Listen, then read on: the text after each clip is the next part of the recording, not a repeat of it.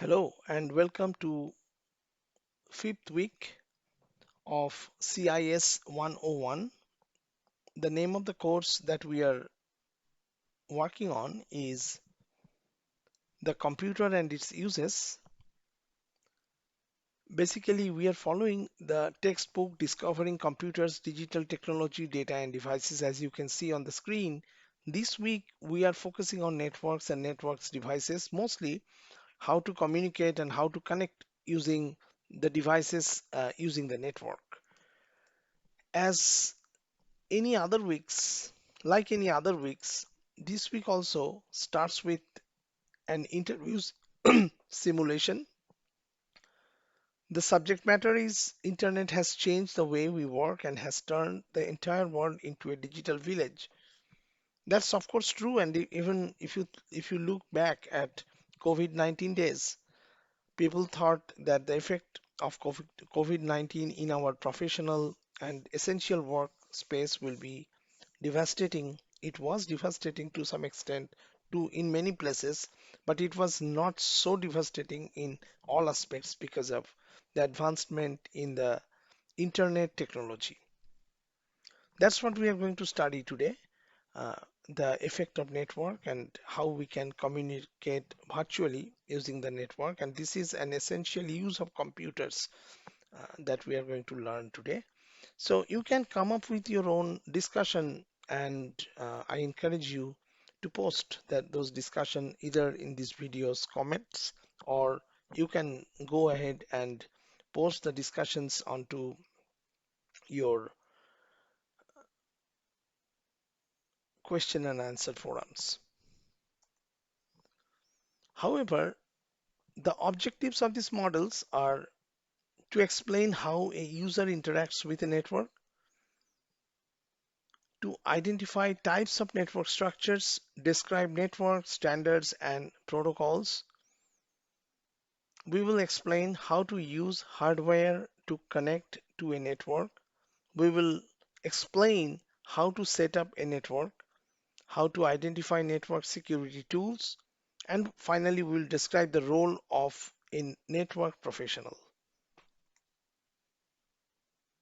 So we start with how we can interact with a network.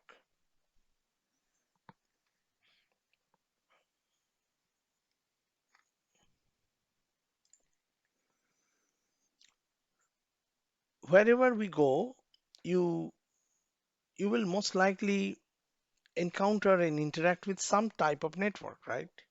You stay in a hotel, you go and visit to a national park office, you will find Wi-Fi. Sometimes, in most of the cases in the United States, you will get free Wi-Fi. Even that is true for the coffee shop, the restaurants, most of the restaurants, you will get some form of network so that you can connect your devices to the external world and even you can communicate. So a network is a system of two or more devices linked by wires, cables, or a telecommunications system. When we say wires, cables, these are a wired network. The telecommunication systems, although the term indicates something related to the telephone, but these days we have the internet, we have the wireless internet, we have a set of network connectivity. Your phone can be powered by network architecture that you can call IP phone. Your mobile devices are entirely wireless, and use that is that is a usage of network connections. So a network basically is a system of two or more connected devices these days through any means of network connectivity.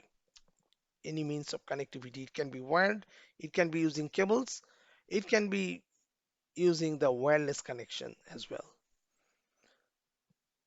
The networks allow computers to share resources such as hardware, software, data, and information. A network requires a combination of hardware and software to operate. I mean, easily we can connect our mobile to external websites. We can browse the websites using our mobiles, but you have to know that it requires a combination of hardware that is within your mobile and also at the service providers area. There are mobile towers and a lot of engineering devices. And also, of course, you need the software. The networks act as a communication system around the globe through the internet.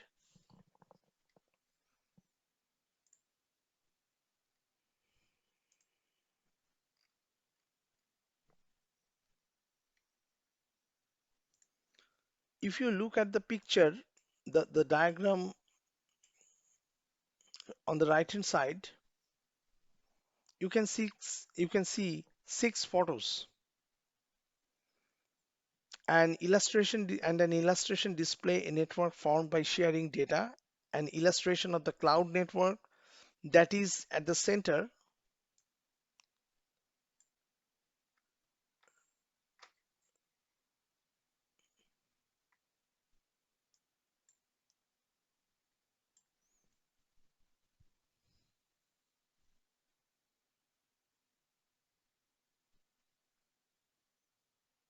with several devices connected to the cloud. It branches into three components on the left side and three components on the right side. The three components on the left sides are a laptop. You can see this is a laptop. This is an external hard drive connected to a laptop, and you can see a human hand touching the buttons of a printer. The three components on the right hand side are, first of all, CPU,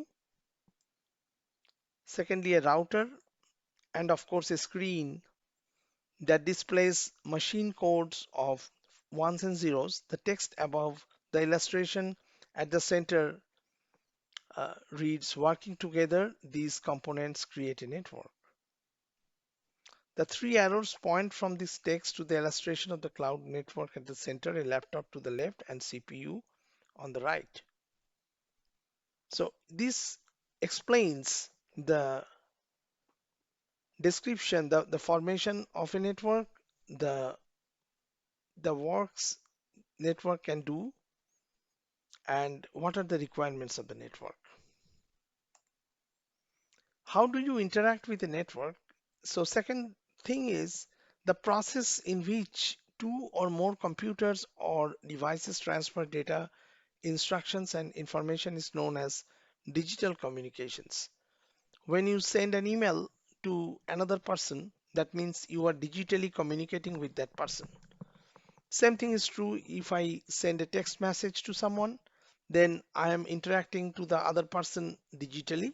If I receive some text message from other person, that is also a digital communication that I receive. These days, banking systems and many other services, they they encourage customers to receive their statements digitally so that they can keep their promises on sustainability of the environment by eliminating printing the paper, by eliminating usage of the printer electricity, to eliminate the cost of the fossil fuel. I mean, all that is good for the sustainability purposes. All types of computers and mobile devices serve as sending and receiving devices in a communication system. Communications devices are modems, wireless access points, routers, and many others. Transmission media can be wired or wireless. If you if you connect your computer, your laptop with an Ethernet cable that goes to the modem, then that is a wired connection. But if you connect your same device using a Wi-Fi, that is a wireless connection. If you connect, if you use your mobile to talk to someone or to browse the web. That means you are using a wireless connection to to access the network. Communication system have different components. So the devices are as follows. You can have the communications devices that connects the sending device to the transmission media, receiving device that accepts the transmission of data, instructions, and information, sending device initiates an instruction to transmit data, instructions, or information, transmission media or a communications channel. It by, means by which the data, instructions, and information travel. In this slide, we can see the classification of network.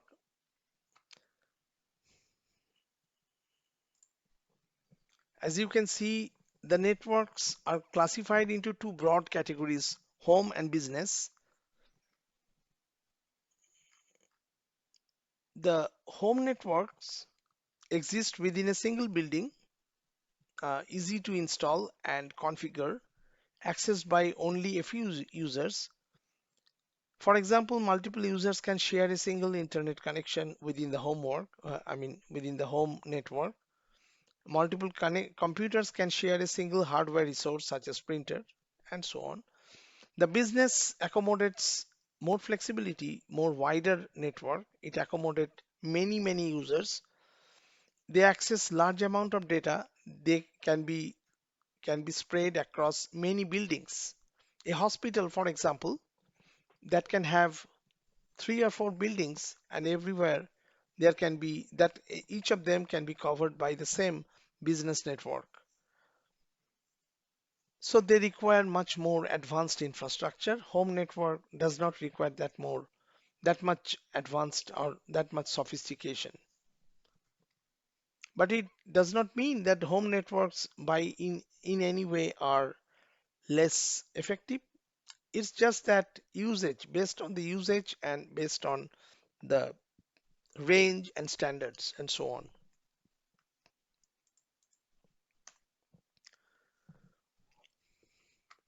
A typical home network is shown in this picture. It You can see a desktop, 2 laptops. Where do you see the desktop? Here is the desktop, and there are 2 laptops. There's a printer. There is a modem, Ethernet cables, Ethernet router. There is a wireless access point. There is a game console. So you can see that a wide range of coverage that network covers even within the home network. All these devices you can see, they should be requirement is they are equally effective, equally speedy under the same network. So the network has to serve you up to certain standard, and depending on what kind of coverage you are getting or you are installing at your house, you are paying for, you are getting that service. Especially if you use the game console, if you are playing games, you are suppose you are streaming large videos, then you will require significant bandwidth in your network, even in your home network. And sometimes there is a requirement of home networking, meaning all computers can be accessed to the same wireless network so that multiple people can work or study within the same building without compromising any efficiency or any effective anything, without compromising any efficiency uh, on their work. Basically, home network provide home users with these capabilities. Multiple users can share the same internet connection. Files on each computer, such as photos, can be shared. Multiple computers can share a single hardware or resource. Game consoles can connect to the internet to facilitate online gaming. The business networks, on the other hand, provide fa- the following features. The facilitate communications among employees. They share hardware such as printers and scanners, share the data, information, and software with one another, centrally store and back up critical information. The businesses use intranets. This is quite little bit different from internet. We use the buzzword. Sometimes within the business domain, uh, at the offices, they use internet,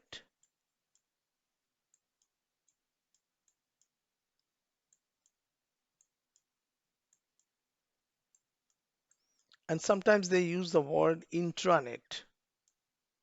What does they mean?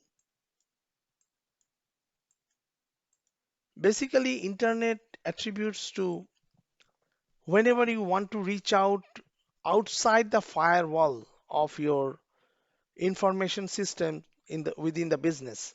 Every business, for data security, for the network security, they implement firewalls so that there cannot be any inbound or outbound traffic without uh, going through the firewall.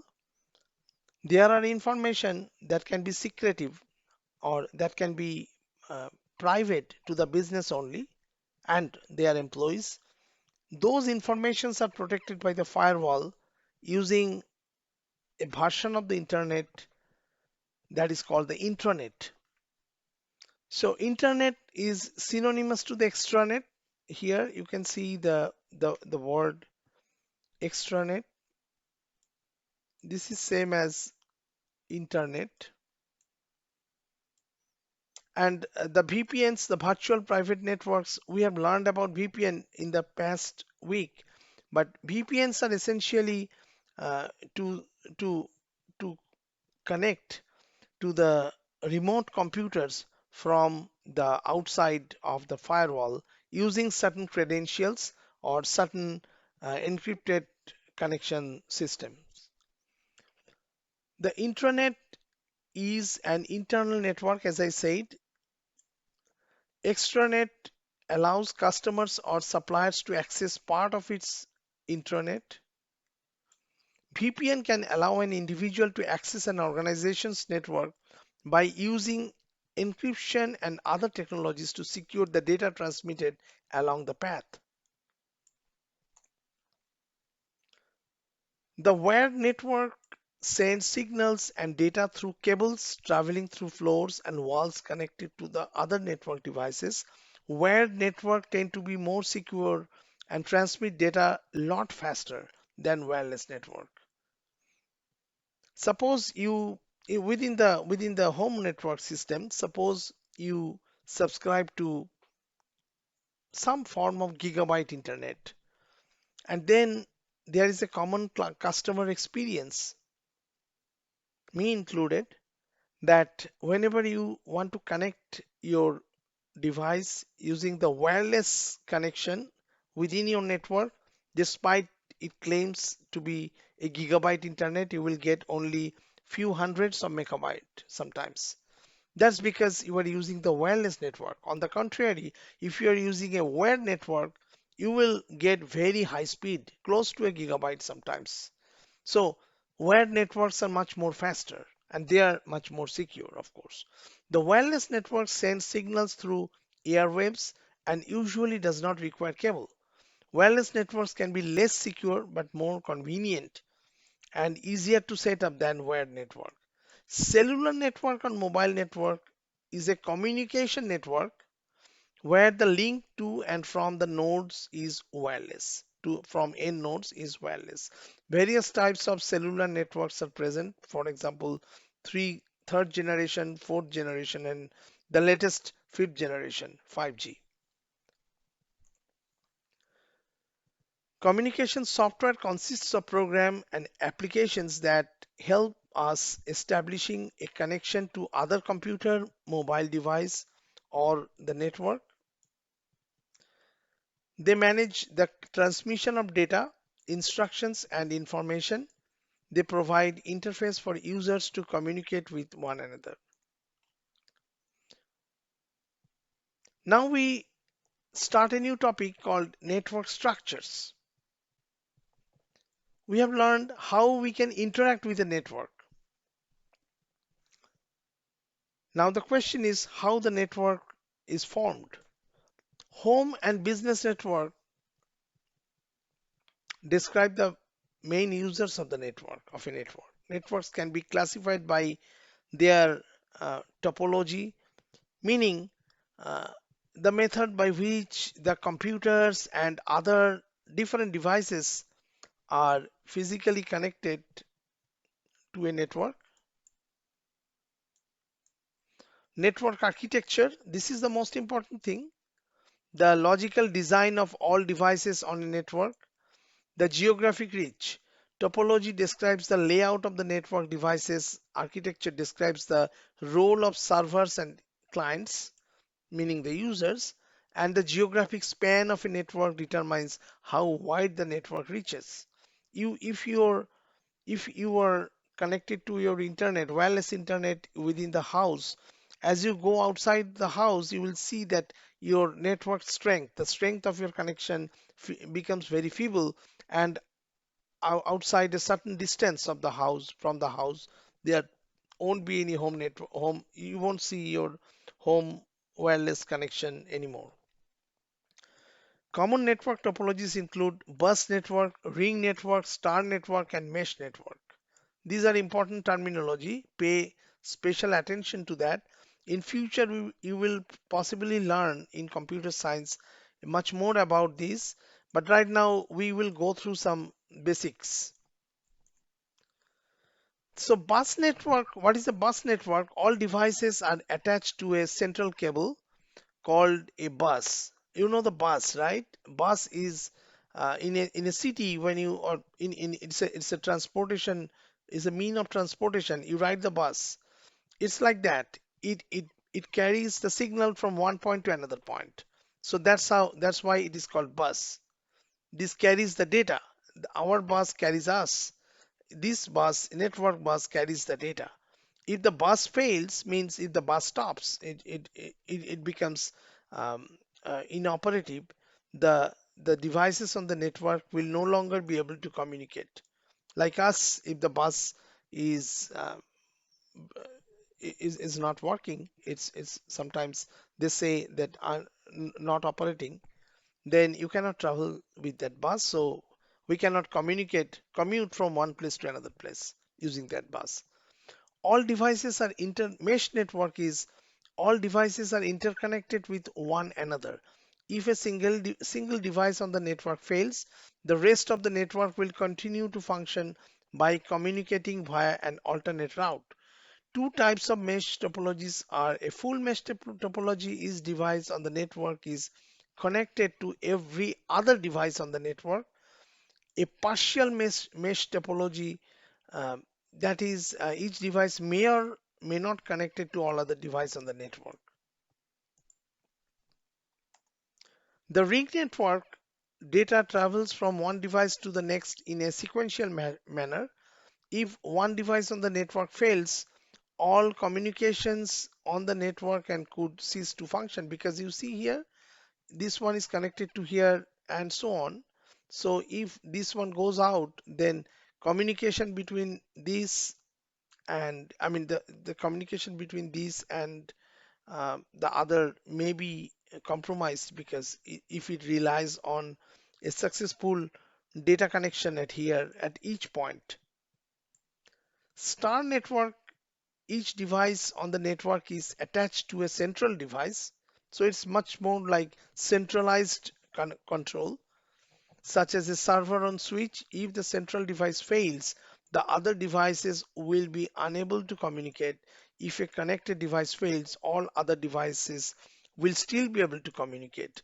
Two or more star networks may be joined together using a bus to and from to to form a tree topology. The tree topologies are often used in schools and businesses. You can tell me, I mean, it's a free thinking. Which network do you think is the most secured? For example, the mesh network, if one of the computers is compromised, it will be gone, but then uh, the others may communicate to each other through an alternate route. So sometimes we may tend to think that mesh network is secure, but there are other views as well. Explore those. I insist that you go to online and start exploring those security options as well.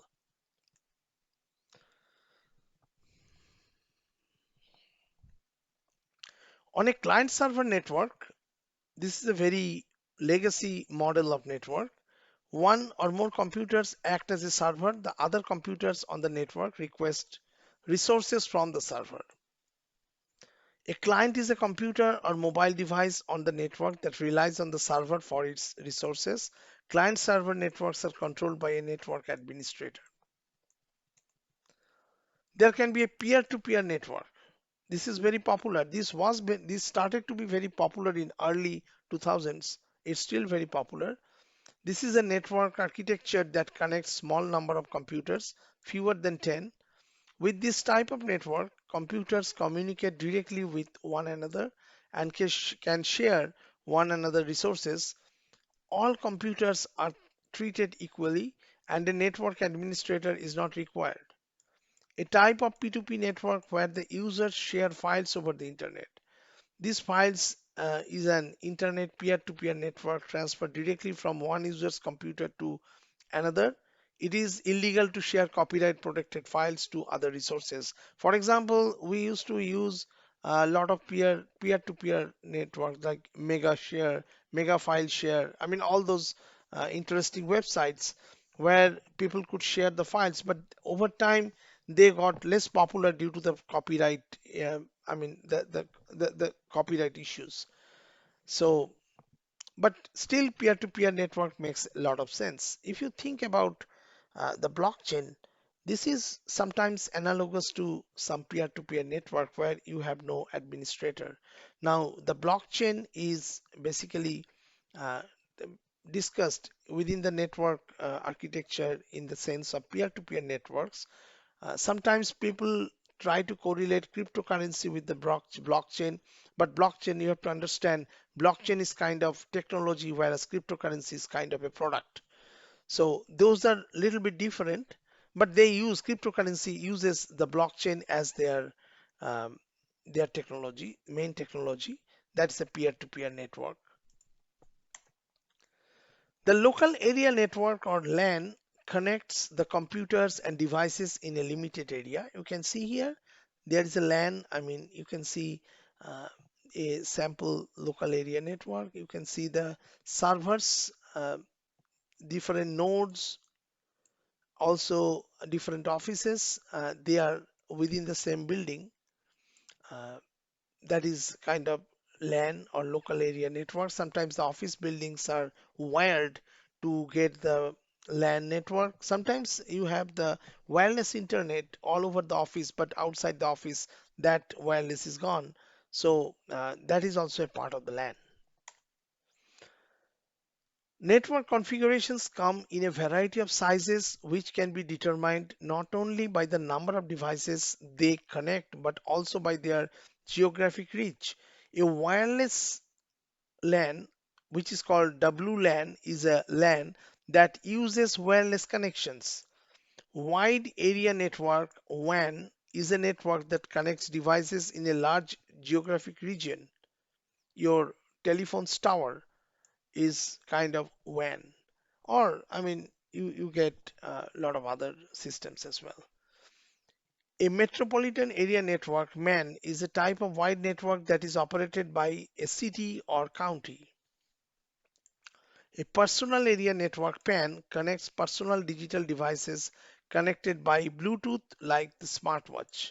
So you are walking and you are using your smartwatch that is connected to your phone by the Bluetooth. So that forms a personal area network. Body area network is from personal area network, is a form of personal area network that consists of small, lightweight biosensors implemented in the body. Sometimes people use blood sugar monitor and that is connected to your Bluetooth using the Bluetooth connected to a to your phone device to to know exactly the levels of blood sugar using certain applications. That's an example of body area network. There is a discussion, are Bluetooth devices a boon or a bane? Discuss the advantages and disadvantages using Bluetooth connectivity. It's a very interesting topic. You can start your discussion and let me know if you have any questions there. Now we start a new thing that is called network standards and protocols. Network standards define certain guidelines that specify the way the computers access a network, the types of hardware used, the data transmission speeds, and type of cable and wireless technology used. So, four things in the network standards. As we can see, you can see the way computer uses a network, the types of hardware used, data transmission speeds, and the types of cable and wireless technology used. A protocol is a standard that outlines the characteristics of how devices communicate on a network, such as data format, coding schemes, error handling, and the sequence in which data transfers over the network. Network standards and protocols work together to move data through a network. So try to understand the difference between network standard and a protocol. Okay. The most common standard for wired network is Ethernet. It controls how network interface cards, NICs, routers, and modems share access to cables and phone lines as well as how they transmit the data. The most businesses use a standard such as EDI, Electronic Data Exchange, Interchange, that defines how business documents travel across transmission media. You can see the Bluetooth, it uses the it is a protocol. Bluetooth is a protocol.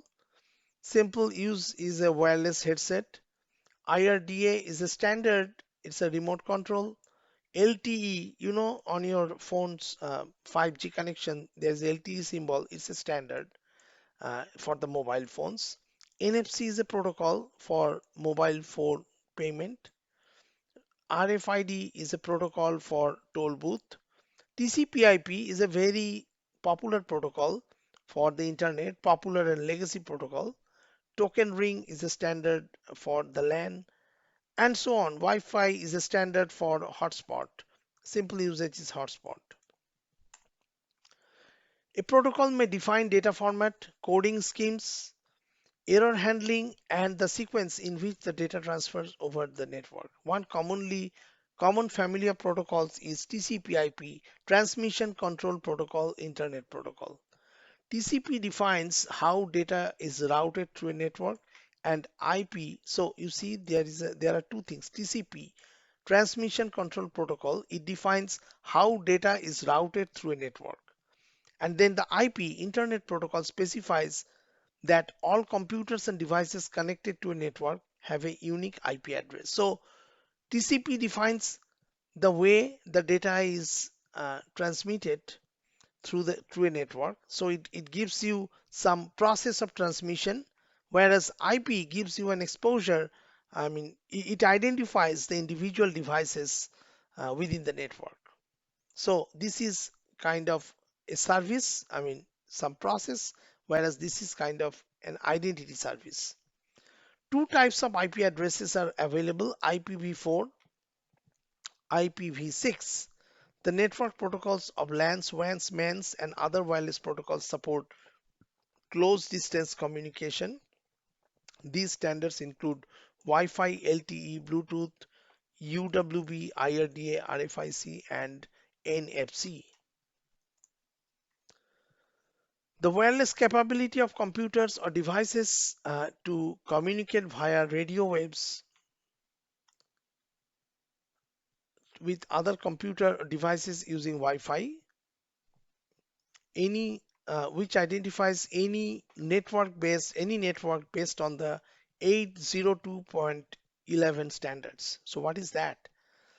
So 802.11, you have to just remember this terminology, or I mean these are important buzzwords to understand.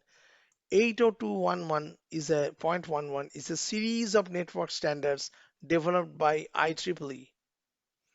Common standards include 802.11a, 802.11b, 802.11g, 802.11n, 802.11ac, and so on, with data transfer rates ranging from 11 megabyte per second to 7 gigabyte per second. So it facilitates a wide range of speed, ensures. Uh, a designation of 802.11 ACBGN ACX on a computer, router, or other device indicates that it supports those six standards. So you have to check. Suppose you are using a very old computer and then you are subscribed to a gigabyte internet, you will eventually find that your computer cannot support the gigabyte internet speed, that bandwidth, that data transfer rate, because your device is not supported by those. Your hardware is not does not have that particular standard it requires to support very high speed internet. Wi-Fi networks can easily be integrated with wired Ethernet networks. Extra hardware needs to be installed to extend or strengthen a wireless signal. You can have some wireless expander, you know, some of the internet providers, service providers will offer you uh, in exchange for exchange with some prices. They may charge you extra, but they can expand your wireless capability, boost your wireless capability throughout your house. Basically your wireless capability is maximum at the place where the router is placed. And then, for example, your house is a two-storied house. Now you suppose you have a basement as well, that makes a three-story house. If your wireless router is on the top floor, um, then at the basement your wireless connection may be poor. So that's why you need the wireless expander to ensure that your wireless connection is uniform on in all floors. Bluetooth is a network protocol that defines how two Bluetooth devices use short-range radio waves to transmit data. The data transfers between devices at a rate of up to 3 megabyte per second. The Bluetooth device contains a small chip that allows it to communicate with other Bluetooth devices. Two Bluetooth devices are connected initially using a code, and devices that share a Bluetooth connection are said to be paired. Connect devices with Connect devices with vehicle stereos to use the vehicle speakers to project sound. Use GPS receivers to send directions to a mobile phone or GPS-enabled device. Transfer photos wirelessly from a digital camera to a laptop or server. Replace wired communications devices such as barcode readers with wireless devices to enhance the portability.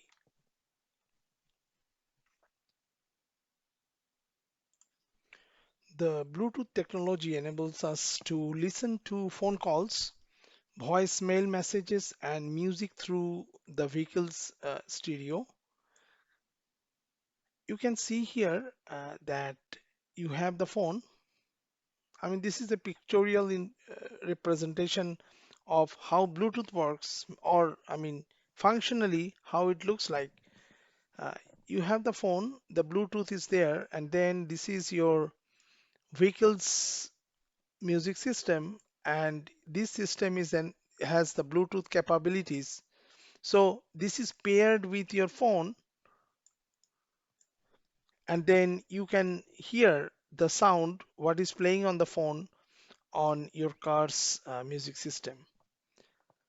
So in this way, actually, we were talking about the Bluetooth, and in this way, the Bluetooth can be useful for our daily, different things. Like in the car, you may use phone as your navigator, and then you can hear the navigational instructions through the Bluetooth connections. UWB is a network standard that specifies how two UWB devices use short range radio waves to communicate at high speed with each other. UWB can transmit signals through doors and other obstacles. UWB is best suited for the transmission of large files, such as video, graphics, and audio. Now, the examples of UWB uses include locating and tracking inventory, equipment, or personnel in remote or dangerous areas. Devices such as television remote controls use the IRDA Infrared Data Association standard to transmit data wirelessly to each other via infrared light waves. Since the Bluetooth and UWB do not require line of sight transmission, these technologies are more widespread than IRDA. The radio frequency identification, or RFID, is a protocol that defines how a network uses radio signals to communicate with a tag placed in or attached to an object, an animal, or a person.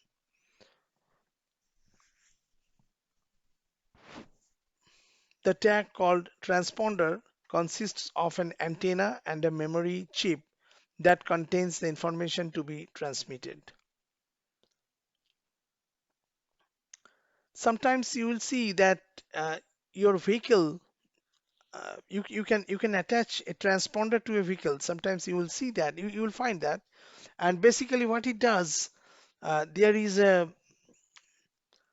there is a radio frequency transmission on the highways, especially on the paid lane, or there can be some toll roads.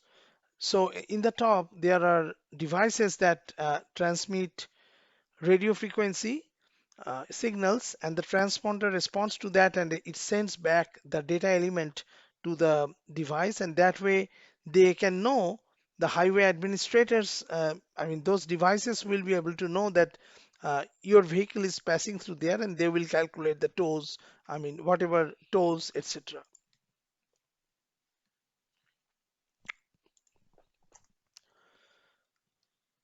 So this is a typically, you can see this is a typically a transponder kind of thing. You have the pass, you have the tag on your vehicle's windshield, and then high-speed camera is in the top, and RFID reader is there, radio frequency identification reader is there. So then this is the typical setup, how the transponder work. You can see in the picture that vehicle, when the vehicle approaches, you see that step 2, right? As the vehicle approaches the toll booth, the RFID reader, the radio frequency identification reader in the toll booth, sends a radio wave that activates the windshield mounted tag or transponder. The activated transponder sends vehicle information to the RFID reader. The RFID reader sends the vehicle information to the lane controller. The lane controller, which is a part of the local area network, transmits the vehicle information to a central computer that subtracts the toll from the motorist's toll account. If the vehicle does not have a RFID tag, a high-speed camera takes a picture of the license plate, and the computer prints uh, a ticket or some notice which is mailed to the motorist, it's not always a violation notice. In some cases you will get a toll notice that your vehicle has crossed this area and you are charged that much amount of toll. uh, so NFC, the near field communications, is a protocol that is based on RFID as well.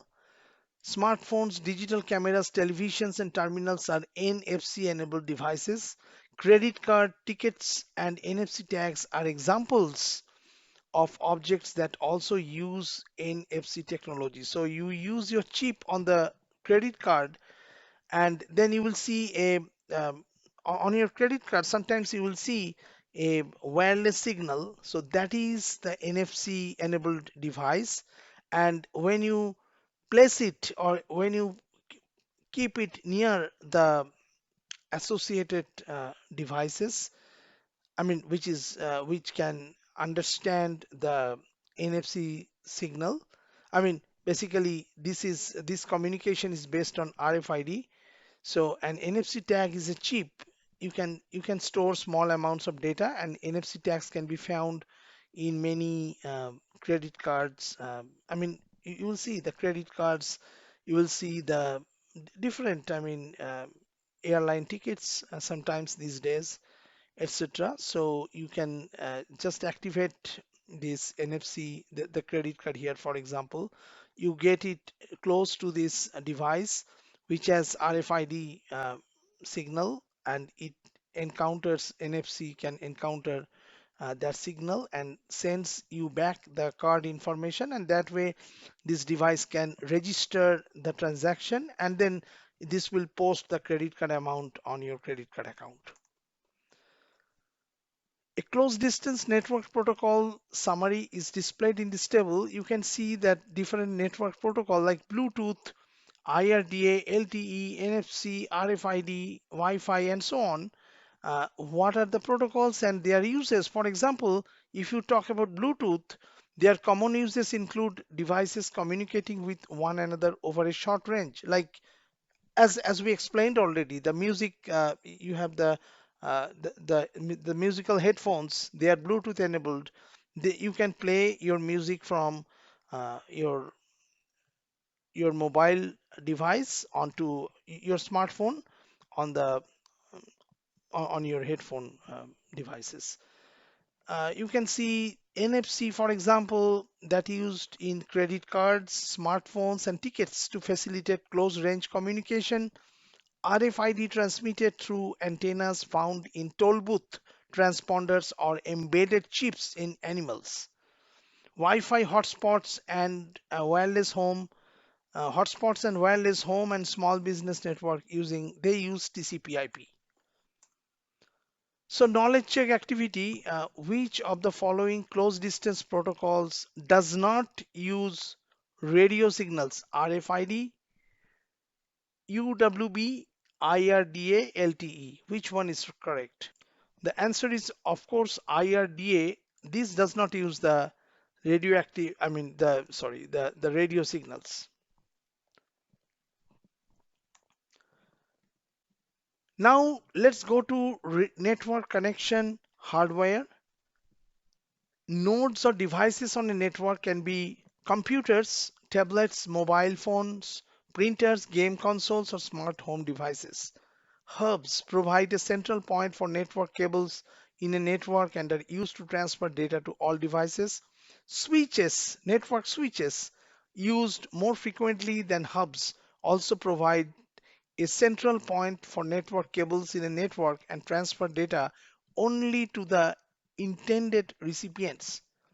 Routers connect two or more networks and direct or route the flow of information along the network. So we got four different terminologies. So node, hubs, switches, and routers. Try to understand the specific details of these four terminologies, and you should be ready to differentiate between, let's say, nodes and hubs, or hubs and switches. From the description they sound a lot similar, but there is a There are some differences between them and also the routers. A modem connects a sending or receiving device such as a computer to a communications channels such as the internet. The modem connects your network to the internet through an internet service provider or ISP. You can have a digital modem. Also, this is called a broadband modem, is a communications device that sends and receives data and information to and from a digital line. Three types of digital modems are cable modems, DSL modems, and ISDN modems.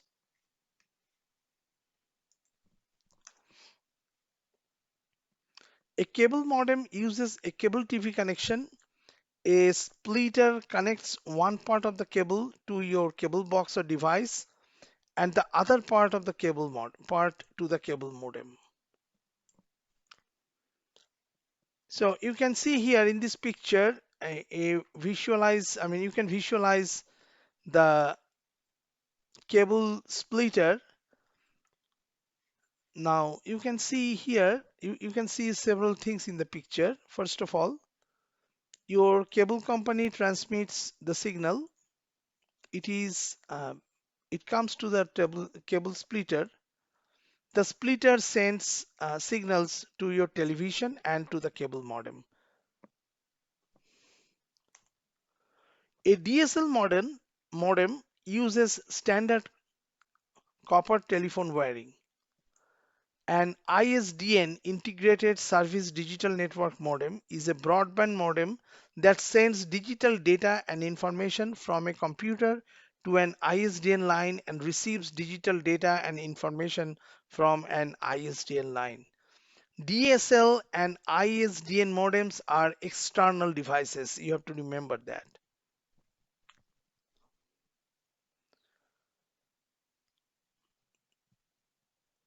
A dedicated line is a type of always on physical connection that is established between two communications devices. Businesses often use dedicated lines to connect geographically different distant offices. So you can simply dial a 4-digit code, the extension, and you can get connected to an office like just far away from your current location. So that is an example of dedicated line. Multiplexing is a process that combines multiple analog or digital signals into a single signal over a shared medium such as cable. Digital dedicated lines include cable television lines, DSL, ISDN lines, FTTP, T-carrier lines, and ATM.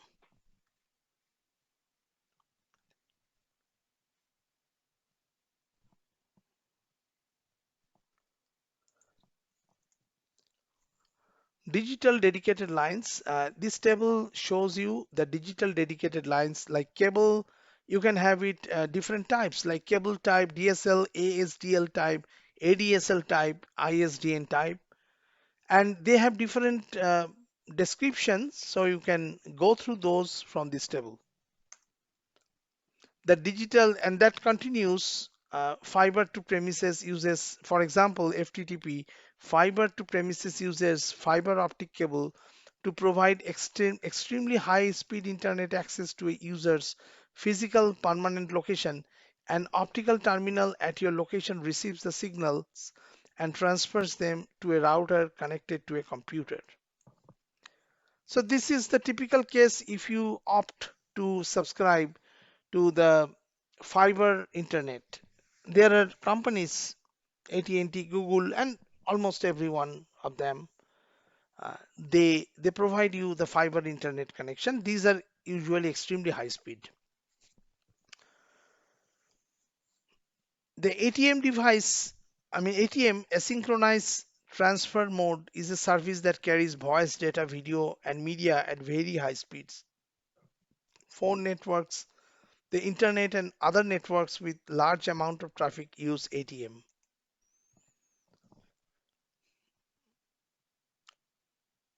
T carrier, any of several types of long distance digital phone lines that carry multiple signals over single communications line. Digital T carrier lines, they use multiplexing so that multiple signals share the line. T carrier lines provide very fast data transfer rates.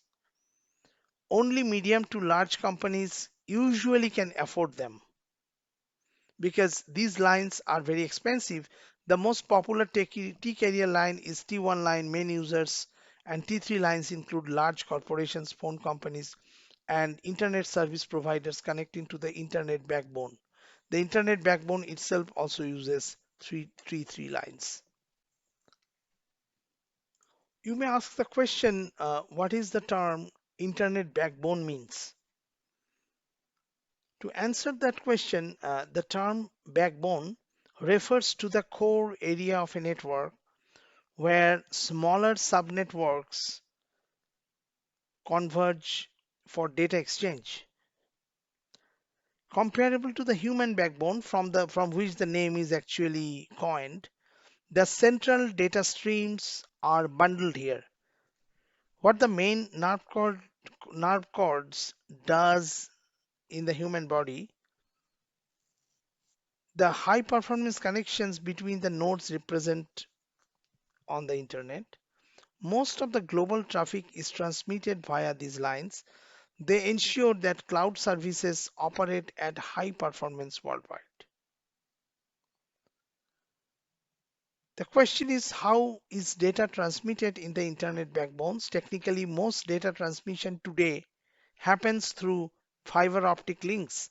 They transport the data in form of light waves over the land as well as over the seabed between continents. Interconnected in a branch network, the backbone lines as the core area of the internet secure high bandwidth data transmission. Satellite based radio links are also used for backbones.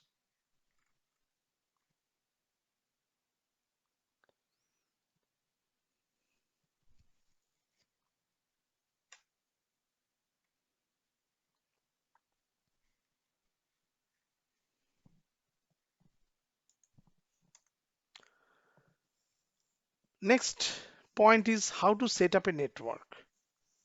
As a computer user, you must know how do you set up your network so that you can start working at once. Whenever you move to a new place, then one of the first things these days we do is to setting up an internet connection, and then the technicians install the connection, but then it's up to you to integrate different devices to the lines, to the internet line. A home network can be very simple as using a cable to connect two devices. A wireless interconnected home network requires hardwares like a modem. You need a modem, you need a router, you need a wireless access point, and then of course the devices that needs to be connected. Installation of a home wireless network depends on factors like the type of wireless network hardware you purchase, the size of your home, the devices you want to connect to the wireless network. So what are the steps involved? First step is that we purchase a modem or separate wireless router and connect it to your home's internet service. So you will see a modem hole in the wall, a point in the wall that can be, I mean, you can plug in a standard Ethernet cable there. You purchase a modem or a wireless router, they will give you all the necessary wires color coded. You will see from the manual. So you just attach the router to that particular point. Then you enable the wireless network, configure a name for the network. You configure the wireless network key. Third step is enable the device's wireless functionality. search for and connect to the name of the wireless network SSID you specified in step 2. Then you enter the wireless network key you set in step 2. Adding a wireless printer to your home or small office network has several advantages. This is another thing that sometimes we choose to add a wireless printer. Wireless printer is very useful, very handy because you can print articles from your phone as well. Multiple computers and mobile phones, mobile devices, your smartphone, for example, on the network can use the printer. Once the printer is installed on the network, you can download an app from the manufacturer. For example, if you buy a HP printer, HP will provide you an application that you can download on your um, computer,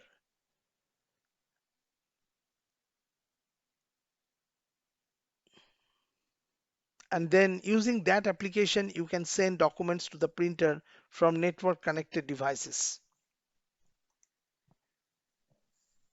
Set the location of the wireless printer within the range of the wireless network. That is very important because you are sending a printing traffic. That means lot of input output load over the traffic.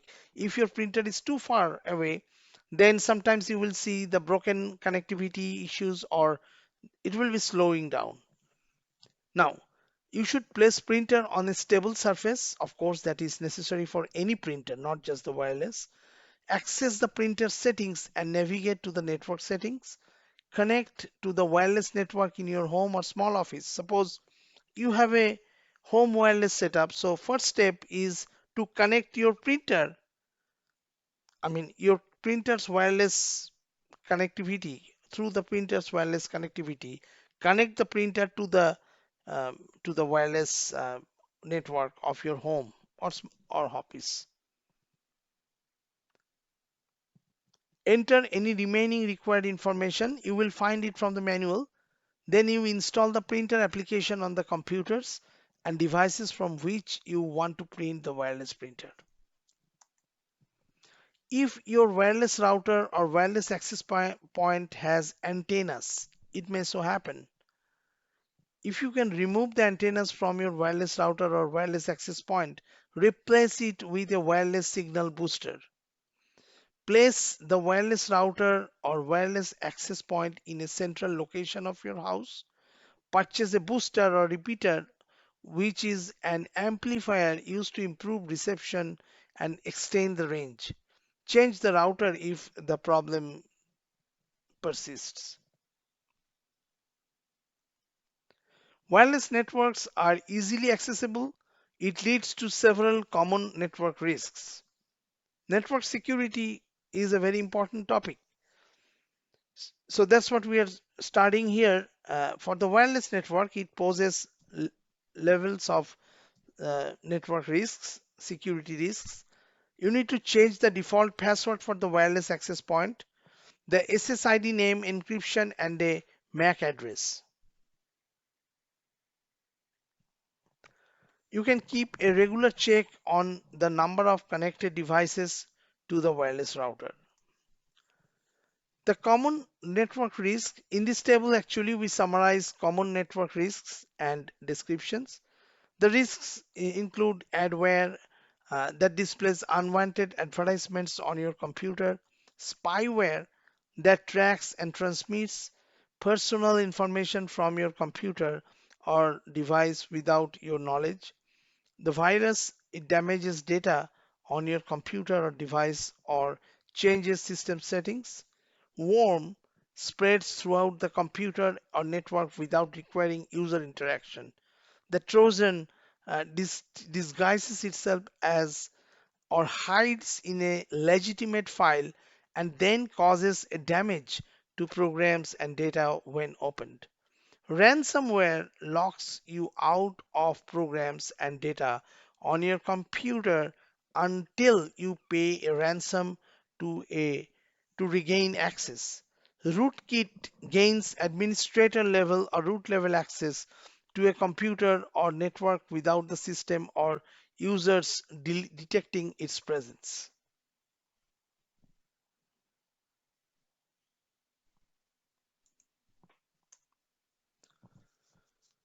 The network attached storage NAS devices provide centralized location for storing programs and data on the large and small network.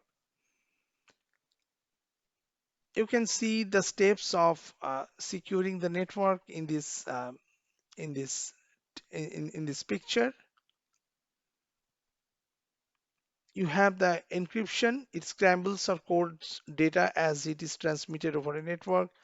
You can use a firewall that creates a blockade between corporate or personal networks on internet. Authentication process identifies you to the network. Biometric devices authenticate identity by scanning your physical characteristics.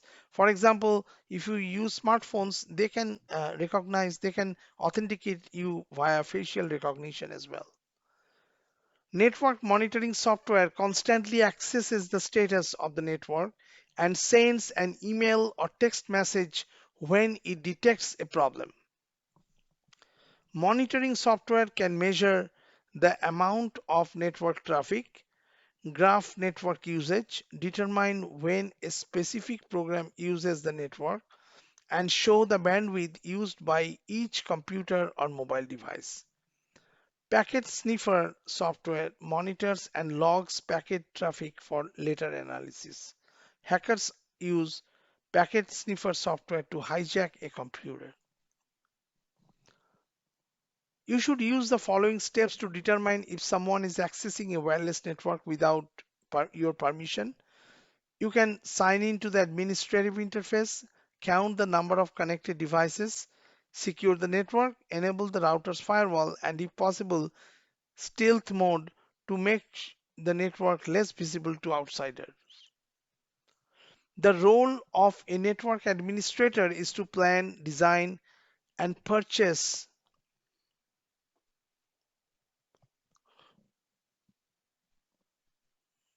equipments for set up, secure, and maintain a network. Usenix is a non-profit organization that was founded in 1975 to support network and system engineers and operators in innovation and research.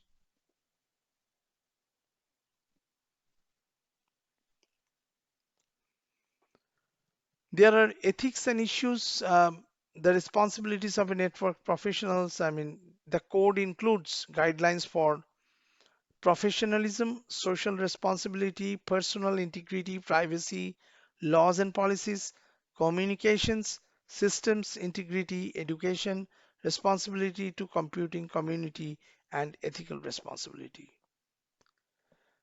Let's start a case study. Marina resides in a large apartment and uses a wireless network with data transfer rates ranging from 11 megabyte per second to 20 megabyte within a 100-foot range. She noticed poor network performance in her room while her roommates are enjoying access to the network at their various locations. Whenever she needs to send files or photos through her computer or let's say smartphones, she has to leave her room. So, what is the activity? After reading the case study of the previous slide, that's what we described. The question is, what could be the problem? Is there an issue with the setting of our handset or computers? What is the most likely cause of Marina's issues? The router does not support all locations. The wireless signal is too strong for the apartment. The strength of the wireless signal needs to be improved. The routers open to 5 connections only. So what is the problem there? It does not look like the router does not support all locations because that's unlikely. The wireless signal is too strong for the apartment. Well, I mean that's completely opposite thing. The strength of the wireless signal needs to be improved. That can be a viable situation. I mean, you have the wireless signal, but the strength needs to be improved. I mean, that is found because they have to um, they have to use.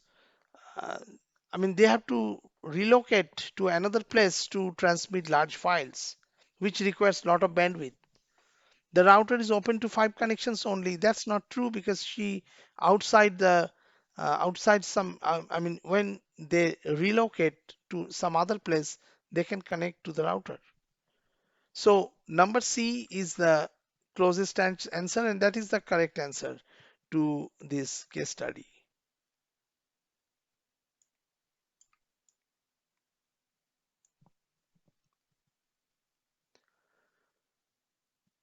It's a time of self-assessment. Take a few minutes and reflect on what you have learned about networks and network devices. What topics would you like to learn more about? Did you find anything very difficult or confusing? If so, let me know. We will we will discuss more about that. Okay? That's all for now. We have learned about the networking and communications in this chapter. This you can treat it as a premiere to your next network and network architecture entry level courses. Okay, thank you so much. Thanks for listening to the video. Thanks for attending the video, and we'll talk to you soon.